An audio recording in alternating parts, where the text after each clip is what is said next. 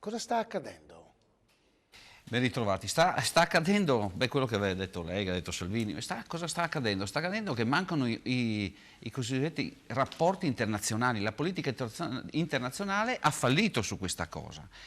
Perché? Perché queste persone, noi a Pordenone riceviamo ultimamente tantissime persone, da 10 a 20 persone al giorno, sono 90% sono pakistani e il 10% sono afghani. Tutta gente da 25, 30 anni, massimo 40 anni, quindi tutti giovani. Esatto. Non c'è una guerra. Esatto, ma tutti giovani. Benissimo, cosa succede? Loro partono da questi paesi, fanno la rotta balcanica, cosiddetto, arrivano e ce li troviamo in Italia. Perché? Perché noi quando arrivano qui facciamo dei controlli ai terminali, AFIS, insomma impronte digitali.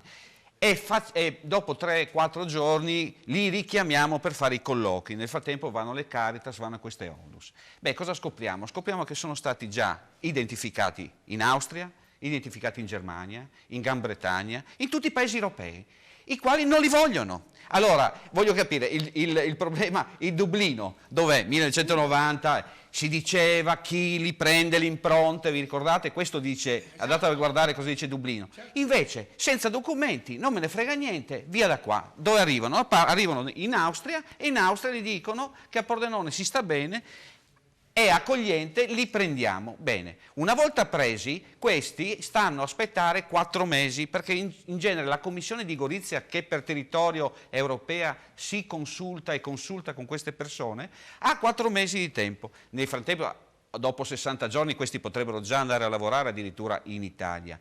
Il problema, che cosa fa? Se Gorizia gli dice di no, e la vergogna sta qui, loro hanno la possibilità... No, hanno la possibilità di fare un ricorso. Esatto, ricordo. Esatto, non l'avevo sentito. Ricorrono, bene, altro anno a girare per le città. Poi cosa facciamo? Siccome noi in Pordenone, in provincia, abbiamo circa 600 posti per dare da dormire a 600-700 persone, cosa facciamo? Ogni tanto prendiamo, li mandiamo a Bologna, li mandiamo a Genova, gli ultimi sono andati così. Cosa succede? Che lì non vogliono andare.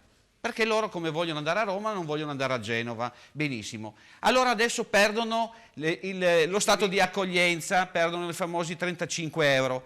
Il problema è un altro, che loro da lì ritornano a fare un altro ricorso. E quindi non se ne andranno più dall'Italia. Ma sa perché? Perché mentre tutti i paesi europei hanno lo stato di rifugiato o sussidiario, in Italia esiste lo stato di umanitario, quindi la protezione umanitaria, quindi dall'Italia non se ne andrà mai via nessuno. Il problema no, è male, sa perché? C'è uno per i colleghi, quello è male, che non c'è uno screening sanitario, non viene fatto uno screening sanitario quando arrivano, deve essere fatto dopo, deve essere fatto dopo.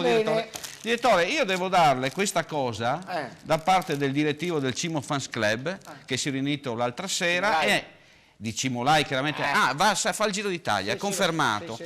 E quindi il direttivo ha pensato di farle la testa onorario, di socio onorario, quindi quando lei venga, ma aspettiamo Davide vincitore adesso alle Fiandre da domani, domani la guardiamo tutti insieme. Ben, Grazie, arrivederci. Raffaele Padrone.